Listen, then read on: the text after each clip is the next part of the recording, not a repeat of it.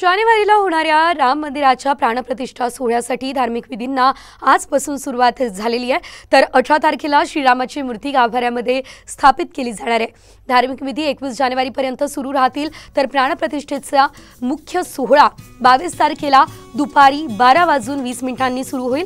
सर्व विधी वाराणसी या ठिकाणच्या लक्ष्मीकांत दीक्षित यांच्या मार्गदर्शनाखाली 121 पुरोहित करणार आहे। हा अतिशय मोठा आणि धार्मिक सोहळा असणार आहे, जो की अयोध्येत 22 जानेवारीला होणार आहे। तर या संदर्भात अधिकचे अपडेट घेऊयात आमचे प्रतिनिधी अक्षय बडवे यांच्याकडून, जे की स्वतः अयोध्येत।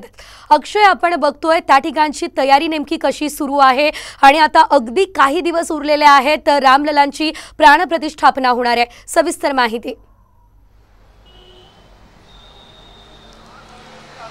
नक्कीच आपल्याला माहिती आहे की 22 जानेवारी रोजी राम जन्मभूमी सोहळा जो आहे तो पंतप्रधान नरेंद्र मोदी यांच्या उपस्थितीत पार पडणार आहे आणि यासाठी आता प्रशासनाकडून तयारी जी आहे ती आता अंतिम टप्प्यात करण्यात आलेली आहे।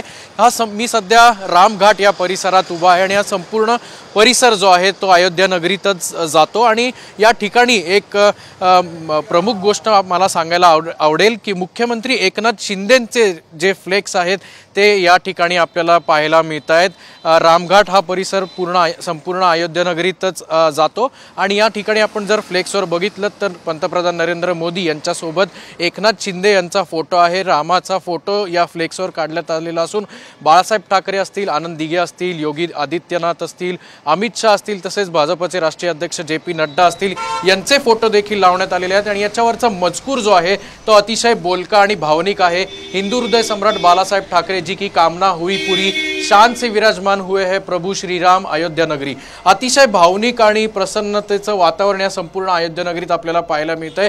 मुख्यमंत्री एकनाथ शिंदे यांचा फोटो, असे अनेक बॅनर जे आहेत ते या सगळ्या संपूर्ण परिसरात आपल्याला पाहायला मिळत आहेत। ठिकठिकाणी एकनाथ शिंदे यांचे फ्लेक्स जे आहेत या ठिकाणी झळकलेले आहेत।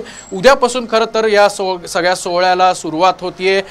प्राणप्रतिष्ठा जी आहे ती उद्यापासून मूर्तीची केली जाईल। त्याच्यानंतर अनेक नद्यांचं जे अनेक प्रमुख नद्या भारतातल्या आहेत त्या भारतातल्या नद्यांचं पाणी जे आहे त्याच्या पाण्यावरून स्नान जे आहे ते रामलल्लांना घालण्यात येईल। त्याच्यानंतर मुख्य गाभाऱ्यात रामलल्लांचा प्रवेश होईल आणि जो मुख्य सोहळा जो आहे तो जवळपास 121 गुरुजींच्या उपस्थितीत विधिवत पूजा केली जाईल आणि त्यानंतर पंतप्रधान नरेंद्र मोदी यांच्या उपस्थितीत जो भव्य दिव्य सोहळा आहे 22 जानेवारीला तो देखील पार पडणार आहे। तत्पूर्वी अयोध्या नगरी जी आहे ती नटलेली आपल्याला पाहायला मिळते। या ठिकाणी आपण जर हे सगळे रस्त्यावरचे खांब बघितले तर याच्यावर एक आकर्षक अशी पेंटिंग केलेली आहेत। विविध रंगांनी हे सगळे नटलेले पिलर आपल्याला रस्त्यावर पाहायला मिळत आहेत। एक गोष्ट अजून महत्त्वाची सांगायला लागेल की अयोध्येत किमान तापमान सध्या 2 ते 3 अंश डिग्री सेल्सिअस असल्यामुळे दाट धुक्याची चादर जी आहे ती देखील आता अयोध्येत पसरली असलेली आपल्याला पाहायला मिळते। मात्र कुठलाही अनुचित प्रकार घडू नये, या धुक्याचा कुठलाही लोकांना त्रास होऊ नये याच्यासाठी